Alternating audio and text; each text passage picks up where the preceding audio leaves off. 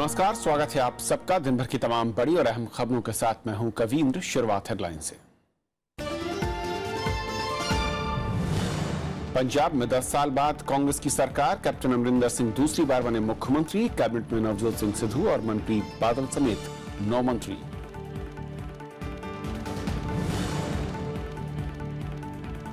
गोवा में मनोहर पर्रिकर ने जीता विश्वास मत, पक्ष में 22 और विरोध में 16 विधायक। विश्वजीत राणे का विधानसभा और कांग्रेस से इस्तीफा।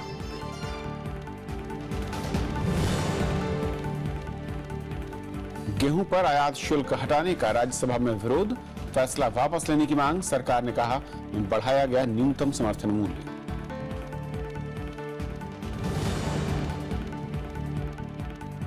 गिलगित बाल्टिस्तान पर पाकिस्तान को भारत का करारा जवाब, 5वां प्रांत बनाने के प्रस्ताव को बताया अवैध। कहा समूचा जम्मू कश्मीर भारत का अभिन्न अंग।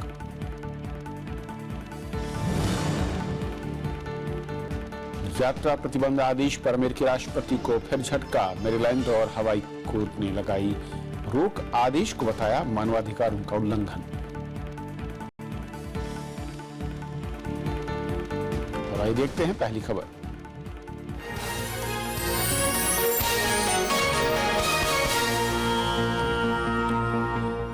कैप्टन अमरिंदर सिंह ने आज पंजाब की कमान संभाल ली है। चंडीगढ़ में राज्यपाल ने उन्हें पद और गोपनीयता की शपथ दिलाई। नवजोत सिंह सिद्धू और मनप्रीत बादल समेत 9 मंत्रियों ने भी शपथ ली। प्रधानमंत्री नरेंद्र मोदी ने अमरिंदर सिंह को बधाई दी है। मनप्रीत सिंह बादल को वित्त मंत्रालय, जबकि नवजोत सिंह सिद्धू को स्थानीय प्रशासन और पर्यटन विभाग की जिम्मेदारी मिली है। 10 साल बाद पंजाब में कांग्रेस की सत्ता में वापसी हुई है। कैप्टन अमरिंदर सिंह ने दूसरी बार राज्य के मुख्यमंत्री पद की शपथ ली। चंडीगढ़ में हुए समारोह में राज्यपाल वीपी सिंह बदनौर ने उन्हें पद और गोपनीयता की शपथ दिलाई। I, Amarinder Singh, do swear in the name of God that I will bear true faith and allegiance to the Constitution of India as by law established, that I will uphold the sovereignty and integrity of India, that I will faithfully and conscientiously discharge my duties as a Chief Minister for the state of Punjab. Amarinder Singh के अलावा 9 मंत्रियों ने भी शपथ ली। इनमें 7 cabinet और 2 राज्य मंत्री हैं। कैबिनेट मंत्रियों में ब्रह्म मोहिंद्रा, नवजोत सिंह सिद्धू, मनप्रीत सिंह बादल के अलावा तृप्त राजेंद्र बाजवा, साधु सिंह धर्मकोट, राणा गुरजीत और चरणजीत सिंह चन्नी शामिल हैं। 2 महिला विधायकों अरुणा चौधरी और रजिया को राज्य मंत्री के तौर पर शपथ दिलाई गई है। हमारे प्रोग्राम्स हैं जो हमने अपने मैनिफेस्टो में डाले हुए हैं, वो हम जब काम शुरू होगा कल तक या मंडे से, तो ये सारी बातें हम लेके आएंगे और जल्दी ही जो पहले कैबिनेट में कई इसमें मसले हैं जो उनको पास करेंगे। शपथ ग्रहण समारोह में कांग्रेस उपाध्यक्ष राहुल गांधी और पूर्व प्रधानमंत्री मनमोहन सिंह समेत पार्टी के कई दिग्गज नेता मौजूद रहे। पंजाब में हर एक व्यक्ति को बहुत बहुत दिल से धन्यवाद। उन्होंने कांग्रेस पार्टी में भरोसा किया है और अमरिंदर सिंह जी को चीफ मिनिस्टर बनाया है। दिल से अमरिंदर सिंह जी और हम सब पंजाब के लिए काम करें। पंजाब विधानसभा चुनाव में कांग्रेस को 77 सीटें मिली हैं, जबकि आम आदमी पार्टी 20 सीटें लेकर दूसरे नंबर पर रही। वहीं शिरोमणि अकाली दल बीजेपी गठबंधन को 18 सीटें ही हासिल हुई हैं। Bureau report, Rajya Sabha TV. और पंजाब सरकार की चुनौतियां, आगे का रोड मैप, इस पर और बातचीत करेंगे। हमारे साथ वरिष्ठ पत्रकार और राज्यसभा के पूर्व सांसद एच के दुआ साहब हैं। सर, स्वागत है आपका। जिस तरीके से पंजाब में कांग्रेस ने वापसी की है कैप्टन साहब की अगुवाई में मैं कहूं, और आम आदमी पार्टी को वहां पर विपक्ष में तरीके से होगी और उसकी अपनी एक शैली है, क्या सबसे बड़ी प्राथमिकता आप इस नई सरकार के लिए देखते हैं? वो 10 साल के बाद आए हैं।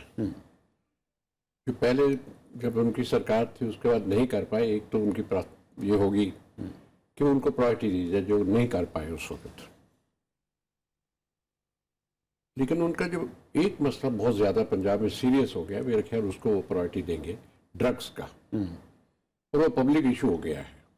पहले इतना पब्लिक इशू नहीं था, मामला तो बहुत ज्यादा था।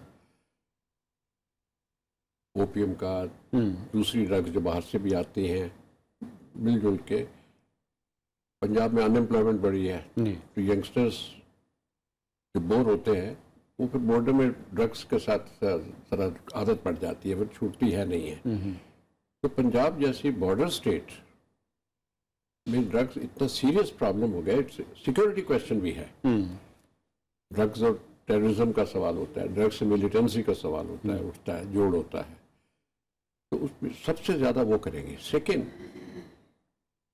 इंडस्ट्री पंजाब में निगलेक्ट की गई है और उसकी वजह से जो बोझा एग्रीकल्चर में पड़ता है अनएम्प्लॉयमेंट का, वो इंडस्ट्री में जाने चाहिए। जिनको बाहर जॉब नहीं मिलते, कुछ तो बाहर चले जाते हैं, वहाँ बाहर जाने की बड़ी ख्वाहिश होती है। पलायन काफी ज्यादा वहां से रहता है दूसरे देशों के लिए भी।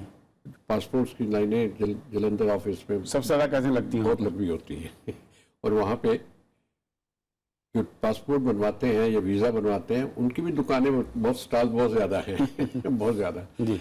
अब जलंधर से होशियारपुर जाओ तो रास्ते में चाय के स्टॉल भी होंगे और पासपोर्ट बनवाने की भी सहायता फैसिलिटेट करने के लिए बहुत दुकानें हैं, मदद करते हैं। लेकिन इसलिए कि वहाँ नौकरी नहीं मिलती। नौकरी इसलिए मिलती कि इंडस्ट्री नहीं, जो इंडस्ट्री नहीं है उससे नेचुरली इंडस्ट्री होगी तो नौकरियां भी ज्यादा होंगी। मुद्दा भी था चुनाव में, एक बड़ा मुद्दा कांग्रेस ने बनाया। और अनएम्प्लॉयमेंट बहुत ज्यादा है और पंजाब को प्रॉस्पेरस स्टेट कहा जाता है, लेकिन अनएम्प्लॉयमेंट रेट बहुत ज्यादा है। वो इसलिए कि पंजाब ने इंडस्ट्री की कोई स्किल डेवलपमेंट की एक आई थिंक इनको करना पड़ेगा। स्किल डेवलपमेंट करें, उस पर जॉब लेने में आसानी हो जाएगी और इंडस्ट्री सेटअप करें। और जिस तरीके का बहुमत है और जो कैबिनेट का फिलहाल रूपरेखा दिख रही है, नवजोत सिंह सिद्धू भी शामिल हैं, बाजवा भी एक हैं, और तो क्या ये माना जाए कि कदम अब रुकने नहीं चाहिए? मतलब कोई बहाना भी वहां पर जनता नहीं सुनेगी क्योंकि जिस तरीके का बहुमत उन्होंने दिया है। तो नहीं, जो 77 सीटें कांग्रेस की पहले भी नहीं आती थी, अच्छे जमाने में नहीं आती थी, और अब 77 तो बड़ी कंफर्टेबल है। बिल्कुल। बल्कि कांग्रेस के लिए एक ही स्टेट उनका इज्जत बचा गई है और वो पंजाब है कांग्रेस के लिए इंटायर कंट्री में। There is no other state which they think really they are in command. Karnataka में तो थोड़ा बहुत शेकीनेस तो होती है, चाहे वो आ जाए चाहे बीजेपी आ जाए, ये तो इट इज कांग्रेस स्टेट का है जो क्लेम कर सकते हैं कि हम यहाँ पावर में हैं। और इसलिए मॉडल के तौर पर इसको पेश करेंगे अगर काम के लिहाज से देखा जाए तो। लेकिन काम ना करेंगे तो मुश्किल हो जाएगी, तो इसलिए मेरा ख्याल करेंगे कि ये कैबिनेट खराब नहीं है। कैबिनेट खराब नहीं, काम करेंगे। एक और एक्सपीरियंस भी है, उनको फाइनेंस मिनिस्टर दिया गया मनप्रीत को, वो इकोनॉमिक्स जानते हैं, बाहर के पढ़े हुए हैं, और अकालियों ने उनका इस्तेमाल नहीं किया। जब फाइनेंस मिनिस्टर थे बादल के, इस्तेमाल नहीं किया, इन्होंने उस वक्त ही ले लिया था इनको। तो that's wise thing to do. बाकी भी कैबिनेट ठीक है उनकी बाय एंड लार्ज। एक और राज्य है गोवा, जहां पर नई सरकार बनी है। गोवा के मुख्यमंत्री मनोहर पर्रिकर ने आसानी से शक्ति परीक्षण में विश्वास मत हासिल कर लिया और उनके विरोध में 16 जबकि पक्ष में 22 विधायकों ने वोट किया। विश्वास मत हासिल करने के बाद पर्रिकर ने कांग्रेस के जोड़ तोड़ के दावों का खंडन किया, तो कांग्रेस ने बीजेपी पर पैसे के इस्तेमाल कर सरकार बनाने के आरोप लगाए। इस बीच एनसीपी ने पर्रिकर के पक्ष में वोट करने के लिए पार्टी विधायक चर्चिल अलेमाओ को कारण बताओ नोटिस जारी किया। गोवा के मुख्यमंत्री मनोहर पर्रिकर ने विश्वास मत हासिल कर लिया है। विधानसभा में हुए शक्ति परीक्षण में पर्रिकर को 22 विधायकों का समर्थन मिला। बीजेपी के 12 विधायकों के साथ ही गोवा फॉरवर्ड पार्टी और महाराष्ट्रवादी गोमंतक पार्टी के 3-3 विधायकों ने विश्वास मत के पक्ष में वोट किया। एनसीपी के 1 विधायक और 3 निर्दलीय विधायकों ने भी पर्रिकर के पक्ष में वोट किया। विश्वास मत हासिल करने के बाद पर्रिकर ने कहा कि विरोधियों ने जो भी आरोप लगाए वो सारे गलत साबित हुए। 23 on our side. We had claimed it right in the beginning, and we proved on the floor of the house that 23 stood by us. The first one to have a coalition, 10 members from my side, which lasted for a full term. सरकार के विरोध में कांग्रेस के 16 विधायकों ने vote किया। वहीं कांग्रेस विधायक विश्वजीत राणे वोटिंग के दौरान अनुपस्थित रहे। बाद में उन्होंने पार्टी और विधायक पद से इस्तीफा भी दे दिया। I have today submitted my resignation as a member of the assembly after taking oath, and I have also submitted my resignation as a member of the primary member of the Congress party. इस बीच कांग्रेस ने BJP पर धन बल से सरकार बनाने का आरोप लगाया। कांग्रेस पार्टी गोवा में, मणिपुर में, पंजाब में चुनाव जीती थी। बीजेपी ने पैसा का प्रयोग किया। मणिपुर में, गोवा में सरकार चोरी की है। गोवा विधानसभा चुनाव में कांग्रेस 17 सीट जीतकर सबसे बड़ी पार्टी बनी, लेकिन 13 सीट जीतने वाली बीजेपी ने राज्यपाल के सामने 22 विधायकों के समर्थन की बात कहते हुए सरकार बनाने का दावा पेश किया था। कांग्रेस ने इसे गलत बताते हुए सुप्रीम कोर्ट से दखल की मांग की थी। हालांकि सुप्रीम कोर्ट ने पर्रिकर के शपथ लेने पर रोक लगाने से मना कर दिया था, लेकिन 16 मार्च तक शक्ति परीक्षण करने का आदेश दिया था। पहले राज्यपाल की ओर से शक्ति परीक्षण के लिए 15 दिनों का वक्त दिया गया था। मनोहर पर्रिकर चौथी बार गोवा के मुख्यमंत्री बने हैं। Bureau report, Rajya Sabha TV. तो सब गोवा में थोड़ी सी मैं कहूँ कि हालात अलग है। राजनीतिक तौर पर अलग लोगों को मिलाकर सरकार में बहुमत हासिल किया है। पर्रिकर साहब को दिल्ली से वापस भेजा गया है। मुख्यमंत्री उनके हार गए और जो 7 मंत्री थे वो भी चुनाव हारे। वहां पर सरकार के लिए कैसे देखते चुनौतियों को? देखिए, सबसे ज्यादा एक तो खैर जो उनका शुरुआत भी है इस सरकार की वो कंट्रोवर्शियल है। ये जो सरकार बनी है कंट्रोवर्सी से बनी है, ये होनी नहीं चाहिए थी। थोड़ा इन्होंने जल्दबाजी की। सबसे ज्यादा वोट तो कांग्रेस के आए थे, लेकिन मेजोरिटी नहीं थी। तो गवर्नर को पहले कांग्रेस को बुलाना चाहिए था, सरकार बनाते, अपना वोट करते, असेंबली में जीतते या हारते, उसके साथ फैसला बाद में करते। अगर वो हार जाते हैं तो अपने आप ही असेंबली ने फैसला किया है कि आपकी मेजोरिटी नहीं है, तो फिर नंबर 2 को फिर बुलाना चाहिए। नंबर 2 में बीजेपी आती, लेकिन जल्दबाजी की उन्होंने कि एक माइनॉरिटी गवर्नमेंट खड़ी करके और उसको मेजोरिटी में कन्वर्ट किया गया है और उसके लिए कुछ दिन मिल गए उनको। तो ये ठीक प्रथा नहीं है, बल्कि people like Fali Nariman have written article on this कि कन्वेंशन भी वही है और सरकारिया कमीशन ने यही कहा था कि सबसे बड़े दल को जो है बहुमत और भी कई बुवाई जजमेंट की भी स्पिरिट वही है। यही चीज उन्होंने मणिपुर में भी यही किया, दोनों में। सो ये दोनों सरकारें माइनॉरिटी को मेजोरिटी में कन्वर्ट किया गया है और उसके लिए गवर्नरों ने थोड़ा सा ठीक नहीं किया कॉन्स्टिट्यूशन के साथ। तो ऐसे में फिर दोहरा चैलेंज ना, उसके लिए फिर चैलेंज बहुत है। पहले तो इनका हमेशा एक चैलेंज रहेगा सर्वाइवल का। जो आ सकते हैं वो कल को जा भी सकते हैं। अगर उनको आपने रिप्रेजेंटेशन गवर्नमेंट में पूरी नहीं दी, जरूरत से ज्यादा दे दी है खुश करने के लिए, अपने पास रखने के लिए, तो वो अगर पहले ही उनके साथ होना चाहिए था। कन्विक्शन से थोड़ी आए हैं, कन्वीनियंस के लिए आए हैं। कन्वीनियंस के लिए आए, बिल्कुल। और वो बड़ी टेम्परेरी होती है। इतनी स्टेबिलिटी, गोवा की सबसे ज्यादा जरूरत थी स्टेबिलिटी की। कि उसमें जो भी रूलिंग पार्टी होती है उसमें फैक्शनिज्म बहुत होता है, आपस में लड़ाइयाँ होती है, चाहे कांग्रेस की हो या बीजेपी की भी हो। और पर्रिकर को इसलिए भेजा गया है कि सबको संभाल सकें। इनको थोड़ा प्रेस्टीज बढ़ गया है, सेंटर के डिफेंस मिनिस्ट्री रह चुके हैं, तो उनको छोड़ना नहीं चाहिए था। और वहां पे टेम्परेरी अरेंजमेंट है, अगर कितनी चलती है पता लेकिन अपने प्रायोरिटी का कहा है। एक तो ये है उनको सर्वाइव करना प्रायोरिटी हो गई है, तो ये ठीक नहीं है गवर्नमेंट का फिट। दूसरा, वहां पे लॉ एंड ऑर्डर सिचुएशन ठीक नहीं है। टूरिज्म को आप बढ़ाना चाहते हैं, बढ़ाना भी चाहिए। गोवा वर्ल्ड डेस्टिनेशन है टूरिज्म की, लेकिन जो इंसिडेंट्स हो जाते हैं विमेन के साथ पर्टिकुलरली, और इंटरनेशनल फिर उतनी पब्लिसिटी भी खिलाफ जाती है गोवा के और देश के खिलाफ जाती है। सबसे ज्यादा फॉरेन टूरिस्ट वहीं पर आता है, वहीं पे आ जाता है। कभी कोई जर्मन लेडी, कभी आयरिश लेडी। अब कानून व्यवस्था एक बड़ा मसला है नई सरकार के लिहाज से। पहली खबर तो थी आयरिश लेडी, और वो पता लगा कि शायद जर्मन है, अनलेस देयर आर 2 रेप्स, वो भी नहीं था। तो फॉरेन टूरिस्ट इज बहुत वल्नरेबल है वहाँ पे, वुमेन टूरिस्ट। तो उसमें ग्रुप्स हैं। अच्छा, कहीं वहां से भी ड्रिंकिंग का मामला ज्यादा हो गया है। फॉरेन टूरिस्ट ड्रिंक करते हैं, दूसरे भी करते हैं, और जहाँ पे ड्रिंकिंग ज्यादा होगी तो इंसिडेंट्स भी ज्यादा होंगे, लॉ एंड ऑर्डर। और मुझे समझ में नहीं आती, एक छोटी सी स्टेट है, बहुत छोटी स्टेट है, उसमें अगर लॉ एंड ऑर्डर आप ठीक नहीं चला सकते तो देश में कैसे लॉ एंड ऑर्डर ठीक होगा। और state like Uttar Pradesh for instance, कोई भी सरकार हो, उनकी सबसे चैलेंज तो वहाँ पे पहले क्रिमिनल माफिया से डील करना है। जी, वक्त की कभी माफी चाहूंगा कि जो आपने कहा कि स्टेबिलिटी पहला फैक्टर जो है गोवा में और दूसरा लॉ एंड ऑर्डर है, और दोनों मसलों पर नई सरकार कैसे काम करेगी, कैसे आगे बढ़ेगी, ये देखना बहुत अहम होगा। बहुत शुक्रिया सर आपका इस पूरी चर्चा में शामिल होने के लिए। धन्यवाद। उत्तर प्रदेश और उत्तराखंड के लिए अभी तक बीजेपी ने मुख्यमंत्री के नाम का ऐलान नहीं किया है। इस बीच बीजेपी के विधायकों की 18 मार्च को लखनऊ में बैठक होगी और पार्टी महासचिव विजय बहादुर ठाकुर के मुताबिक विधायकों की बैठक में विधायक दल के नेता का चयन किया जा सकता है। उधर उत्तराखंड में बीजेपी के विधायकों की कल देहरादून में बैठक होगी जिसमें विधायक दल के नेता का चयन होगा।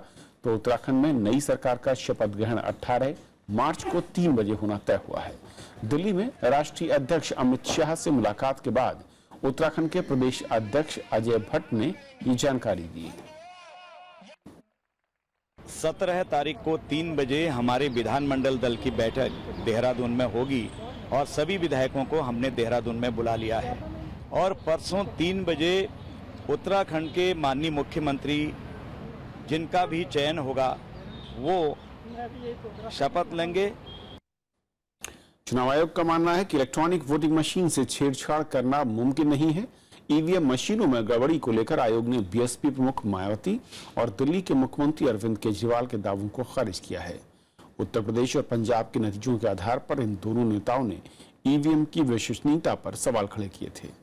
आयोग के मुताबिक राजनीतिक दलों या उम्मीदवारों की ओर से ईवीएम में छेड़छाड़ की कोई भी शिकायत नहीं मिली है। साथ ही आयोग ने यह भी कहा कि किसी राजनीतिक दल से ऐसी आशंका को साबित करने के लिए कोई ठोस सबूत पेश नहीं किया गया। आयोग ने कहा है कि ईवीएम के इस्तेमाल की शुरुआत से ही ऐसी आशंकाएं हाई कोर्ट और सुप्रीम कोर्ट में जाहिर की जाती रही हैं और अभी तक कोई भी शख्स या कोई भी सबूत इस तरह ये साबित नहीं कर पाया कि भारत में इस्तेमाल होने वाले ईवीएम में छेड़छाड़ की जा सकती है।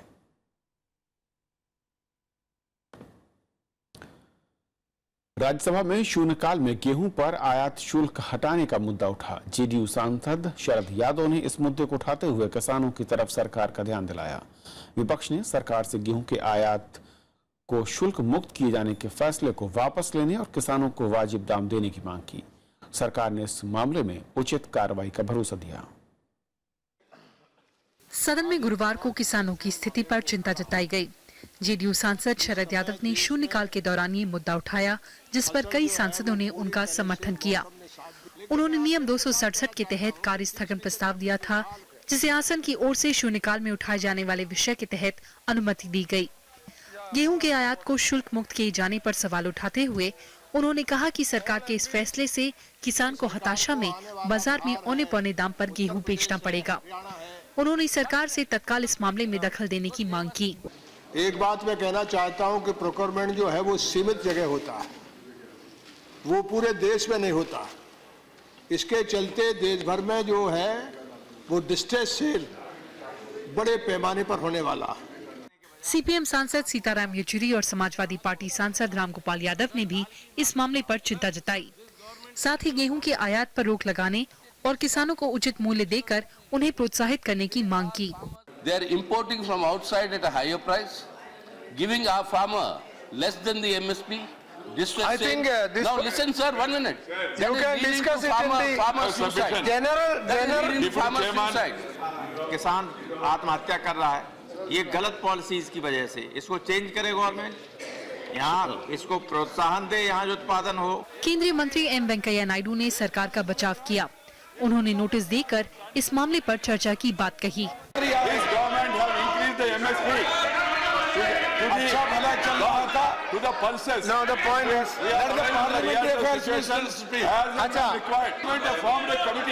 भारत दुनिया का दूसरा सबसे बड़ा गेहूं उत्पादन देश है।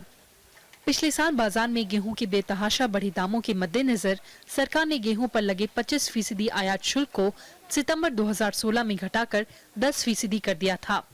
हालांकि पिछले साल दिसंबर में गेहूं पर लगे 10% का आयात शुल्क हटा दिया गया था। तब से करीब 55 लाख टन गेहूं आयात किया जा चुका है। इस साल गेहूं की रिकॉर्ड तोड़ करीब 9 करोड़ 66 लाख टन पैदावार होने का सरकारी अनुमान है, जबकि पिछले साल देश में करीब 9 करोड़ 22 लाख टन गेहूं का उत्पादन हुआ था। किसानों को आशंका है कि अगर यही स्थिति बनी रही तो उन्हें कटाई के लिए तैयार खड़ी गेहूं की फसल का उचित मूल्य नहीं मिल पाएगा। कृति मिश्रा, राज्यसभा टीवी। भारत ने श्रीलंका नौसेना की कथित गोलीबारी में एक भारतीय मछुआरे की मौत पर कड़ी आपत्ति जताई है। भारत की चिंताओं का ध्यान रखते हुए श्रीलंका ने इस मसले की जांच शुरू की है। विदेश मंत्री सुषमा स्वराज ने आज संसद को बताया कि श्रीलंका में कैद सभी मछुआरों की रिहाई हो गई है। विदेश मंत्री सुषमा स्वराज ने गुरुवार को भारतीय मछुआरों की गिरफ्तारी और उनकी रिहाई की कोशिशों पर बयान दिया। विदेश मंत्री ने बताया कि श्रीलंका नौसेना की ओर से कथित तौर से भारतीय मछुआरे की हत्या का मुद्दा पड़ोसी देश के साथ उठाया गया है। श्रीलंका नौसेना ने फायरिंग से इनकार किया है। इसके बावजूद भारत ने गंभीर चिंता जताई है। उन्होंने कहा कि श्रीलंका सरकार गोलीबारी की जांच कर रही है। The government of India accords the highest priority to promote the well-being, safety and security of our fishermen. We have strongly conveyed to Sri Lanka that the use of force cannot be justified under any circumstances. विदेश मंत्री ने कहा कि पाकिस्तान में फिलहाल 301 भारतीय मछुआरे कैद हैं, लेकिन पाकिस्तान सिर्फ 77 मछुआरों की कस्टडी की बात ही मान रहा है। उन्होंने कहा कि दोनों देशों में मछुआरों की पहचान और रिहाई के लिए एक तंत्र बना हुआ है। साथ ही मछुआरों को अंतर्राष्ट्रीय जल सीमा के बारे में भी जागरूक किया जाता है। The Indian Coast Guards have also been undertaking enhanced patrolling in the Indian waters, including to safeguard the interests of the Indian fishermen and keep them out of harm's way. The government continues to monitor the status of the Indian fishermen in Pakistan custody with a view to secure their early release and repatriation. बीते दिनों श्रीलंका नौसेना ने भारतीय मछुआरों की एक नौका पर कथित तौर से गोलीबारी की थी। इसमें एक मछुआरे की मौत हो गई थी। पाकिस्तान ने 4 मार्च को 70 भारतीय मछुआरों को गिरफ्तार कर लिया था। पंचानन मिश्रा के साथ प्रणव गोस्वामी, राज्यसभा टीवी। एआईएडीएम के नेताओं ने आज चुनाव आयोग से मुलाकात की। इसमें ओ पनीरसेल्वम गुट की ओर से चुनाव चिन्ह पर दावे को गलत बताया गया। पार्टी नेता एम थम्बिदुरई ने साफ किया कि पार्टी में कोई विभाजन नहीं हुआ है। उन्होंने महासचिव पद के लिए नए चुनाव कराने की मांग का भी विरोध किया। पनीरसेल्वम ने कल चुनाव आयोग से मुलाकात कर पार्टी के चुनाव चिन्ह और पर दावा जताया था और महासचिव पद पर शशिकला की नियुक्ति को अवैध बताया था। उधर डीएमके ने चुनाव आयोग से चेन्नई के पुलिस कमिश्नर का तबादला करने की मांग की है। पार्टी ने आरके नगर उपचुनाव में रिटर्निंग अधिकारी को बदलने की अपील की है। आरके नगर सीट पर अगले महीने चुनाव होना है।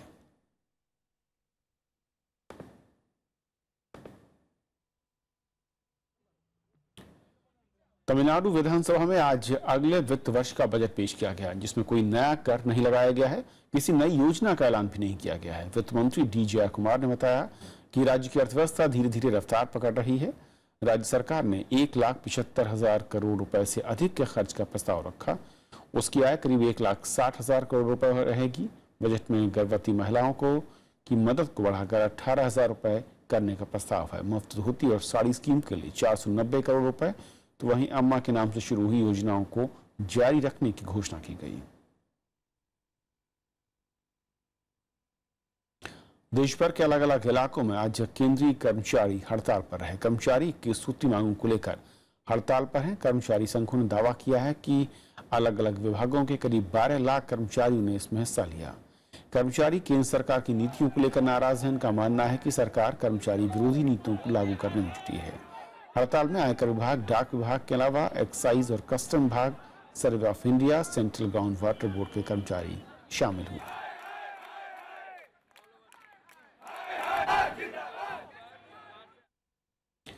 एसबीआई के अध्यक्ष अरुंधति भट्टाचार्य के किसानों के कर्ज माफी पर दिए बयान का विरोध शुरू हो गया है। मुंबई में एसबीआई के जोनल ऑफिस में कांग्रेस कार्यकर्ताओं ने प्रदर्शन किया। अरुंधति भट्टाचार्य ने कल किसानों के कर्ज माफी योजना पर ऐतराज किया था। उन्होंने कहा था कि ऐसी योजनाओं से बैंक और कर्ज लेने वालों के बीच अनुशासन बिगड़ता है और कर्ज माफी की उम्मीद में किसान कर्ज लौटाने के लिए अगले चुनाव तक का इंतजार करते हैं। एसबीआई के अध्यक्ष ने कहा कि किसानों की मदद होनी चाहिए, लेकिन कर्ज चुकाने का अनुशासन नहीं बिगड़ना चाहिए। विदेश मंत्रालय ने कहा है कि गिलगित बल्चिस्तान समेत पूरा जम्मू कश्मीर भारत का अभिन्न हिस्सा है और इस स्थिति को बदलने की कोई भी कोशिश मंजूर नहीं होगी।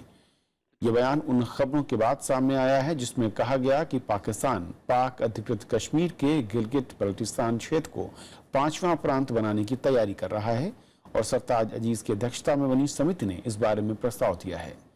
विदेश मंत्रालय ने पाकिस्तान के इस तरह के किसी भी कदम को अवैध करार दिया है। साथ ही गिलगित बाल्टिस्तान क्षेत्र में हो रहे मानवाधिकारों के उल्लंघन के मामलों पर गंभीर चिंता जताई है। The entire state of Jammu and Kashmir is an integral part, has been an integral part and will be an integral part of India. and no attempt, no unilateral attempt or a step to change that or attempt to change that would have any legal basis whatsoever, and of course it will be entirely unacceptable.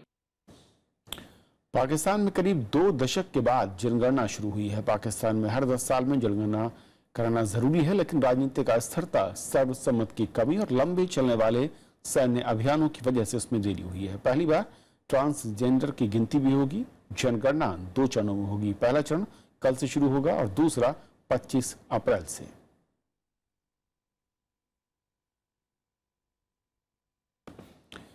America के राष्ट्रपति Donald Trump को उनके यात्रा प्रतिबंध मामले पर court से फिर झटका लगा है। आदेश लागू होने के एक दिन पहले ही मैरीलैंड और हवाई की अदालतों ने इस पर रोक लगा दी है।